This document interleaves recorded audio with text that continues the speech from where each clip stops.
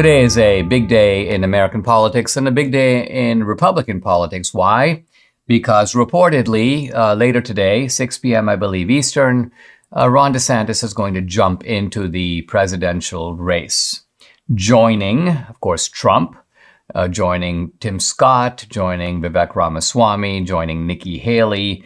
So, hey, this is going to be, at this point, a semi-crowded field. Who knows who else is going to jump in? Now, there are some people who would hope that Ron DeSantis would not enter the race, that he would wait this one out, that he would, not only in deference to Trump, but in a sense calculating his own interests, say, look, why jump in now? Is it really possible for me to defeat Trump for the 2024 nomination? Isn't it going to leave me bruised? I most likely won't succeed, but even if I do succeed, will I be insufficiently battered up at that point that I will not be leading a unified Republican ticket? So anyway, I'm sure Ron DeSantis has considered all of this. It's certainly quite obvious to those who are willing to kind of look at what the political facts are on the ground. And yet Ron DeSantis has decided to do it. He's going to jump in, and so the fateful step is now taken. He's also doing it in an unusual way.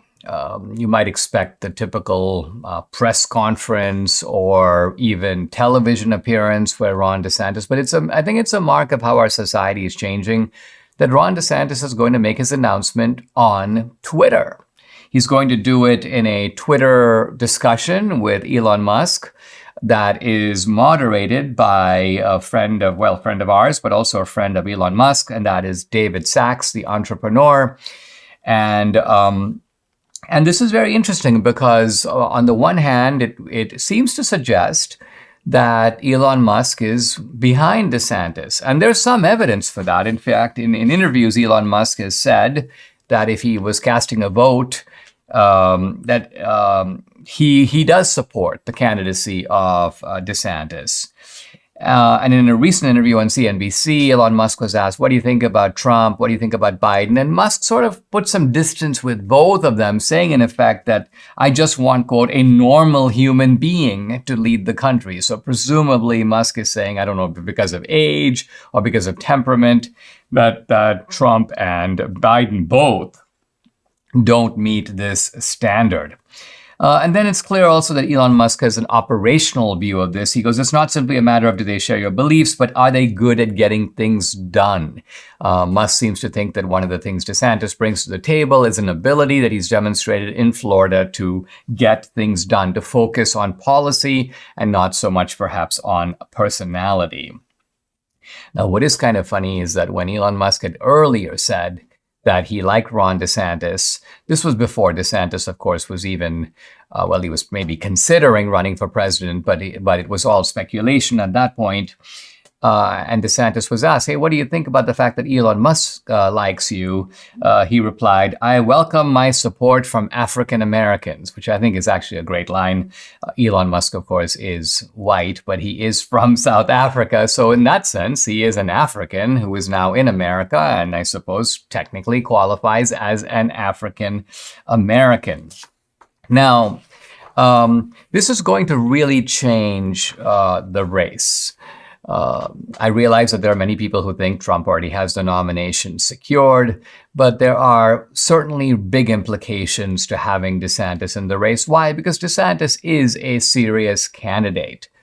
Look, the other guys are, I'm sure in their own minds, serious candidates. And I'm not really here to say they're not. They have every right to run. And many of those people are in various walks of life, very accomplished. Vivek Ramaswamy as a very successful entrepreneur. Nikki Haley, former governor, and then ambassador to the United Nations. Tim Scott, senator from South Carolina. So these aren't trivial people. But nevertheless, if it was them against Trump, you could see Trump basically running away with it. And then the sort of skeptics or the people who don't like Trump distributing their votes among these other candidates probably relatively evenly.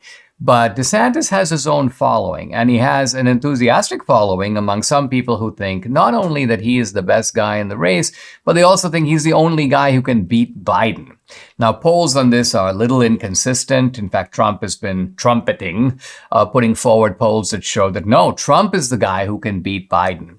And of course, Trump is decisively leading DeSantis in the Republican race. But I smell trouble here, and I smell trouble in the sense that I'm a little worried, and I've said this on the podcast before, about these two candidates bruising each other. So I'm speaking here, keeping the interests of the Republican Party, and even more important, of the country in the front of my mind. I want to see a unified Republican ticket.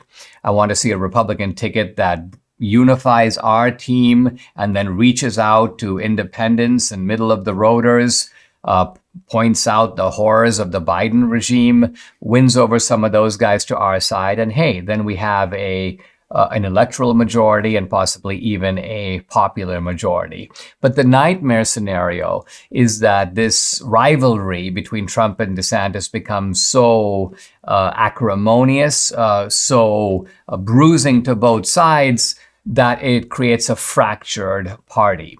The Democrats, interestingly enough, are not so fractured. They're pretty united, and they're going to put up a fairly united front. It's kind of like, they whipped their troops into line. Let's get behind Biden. That's what happened in 2020, and we can foresee that happening again in 2024. Sure, I know that Robert F. Kennedy is in there. There may be one or two other guys who get in there. I don't know. But I think as a party, there's a high degree of discipline on the Democratic side, and there's no evidence that there's any kind of enforcement mechanism on the Republican side that's equivalent. I realize the RNC, Ronna McDaniel, they're trying to get everyone to sign a pledge that they will support the ultimate candidate. But think about it. The very fact that you need to sign a pledge shows you that there's genuine concern that will not be the case. But we need a united ticket, or else we're facing really a nightmare prospect, 4 more years of the Democrats in the White House.